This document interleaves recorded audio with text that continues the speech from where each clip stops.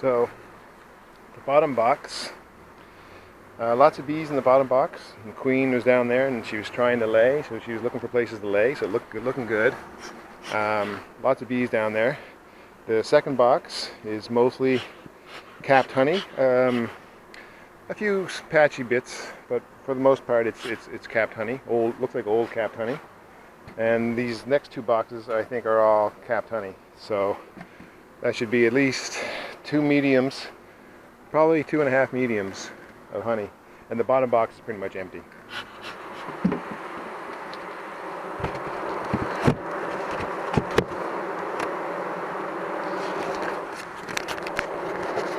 I also like how there's probably, if you had really thin frames, you could probably fit 11 frames in this box. So that's pretty nice. But it's 10 frames with a nice bit of space on the side. So you gotta center them, but really nice. I like it. This frame is mostly honey. Honey. Another frame of honey. Capped honey on a foundationless frame. Capped honey. Foundationless frame. Capped honey. Lots of bees. Lots of honey. Capped honey on a foundationless frame. Used to be drone brood, but now it's back filled with honey. Mostly capped honey on a foundationless frame.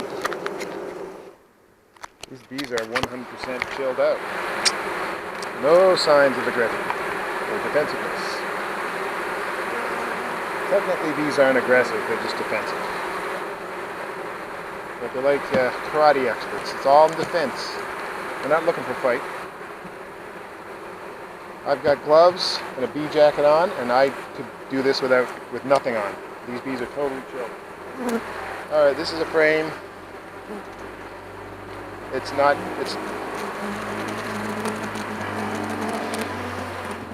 Oh, I love the sound of an ATV making noise in my face.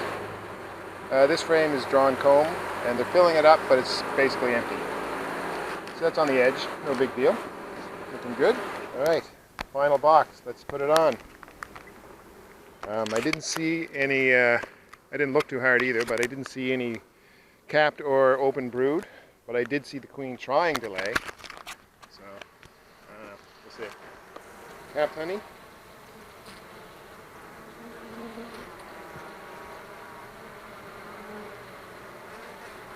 There's no syrup in this hive, it's all honey.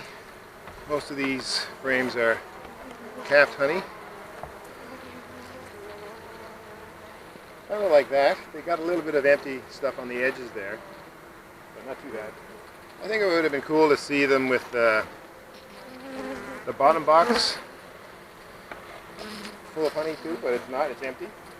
But I think that's okay, because this and this are full of honey, so should be okay. Okay, this one's got a bit of a uncapped honey in the middle there. Looks like they might have been eating it a bit, actually. It's okay, not a problem. Yeah, same with this one. A little bit of uncapped honey in the middle. These bees have never been more chilled out. Not a single bee trying to sting me. Alright, this edge frame, it's mostly capped and uncapped on the other side. So just like the other frame on that side, on the bottom box, the lower box, it's not fully capped, but that's pretty good though. These top two boxes are essentially all capped though. Very nice. These bees are 100% chilled. And here's the top.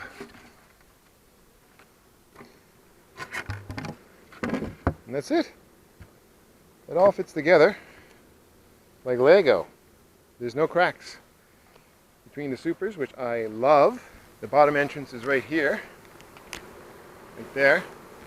And it's got a screen bottom board. And it's very much tilted towards the front. I could have possibly tilted that even more, and I still might. It doesn't hurt to have a tilt going into winter, so that any condensation just hits the top of the hive and just pours down the front, or it'll just go on the sides and pour down the side. But anyway, with this screen bottom board, ventilation isn't vicious. Oh, here they go. They're finding their way in. These are the bees that were on the inner cover. And they just figured out this is the way home. And it's sort of like once they get it, they all start scenting, and then they all catch on, and you can just see they're all scenting here, trying to get in. And now the other bees, the foragers, are still going back to the old location, so I'm going to take those bees, shake them out in front of this inner cover, and they'll eventually get back into the hive. And then I'll remove every sign of the hive ever being over there, the old hives, because there's probably a lot of scent still over there. And once I get rid of that, there'll be a lot of confusion, but then with all this scenting, they should reorient really well. Look at them go.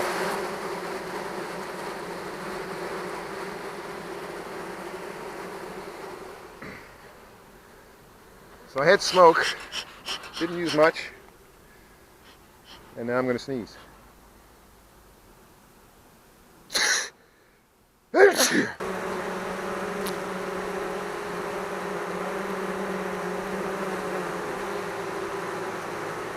Well, I've got high hopes for this hive. I'm really, well, what can I say? I'm hoping for the best.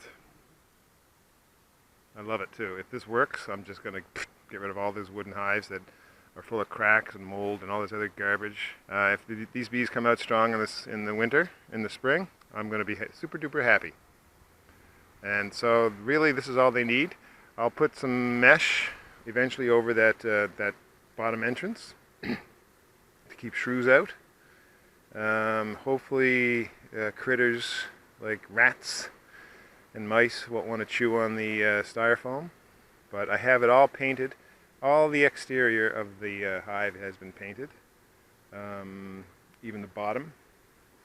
So it should be weatherproof. If I need to touch it up, I'll touch it up. But anyway, that's it.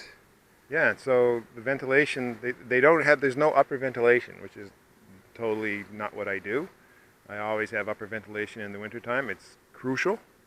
But apparently this open bottom board and no top entrance and the insulating properties of the styrofoam will keep the bees going.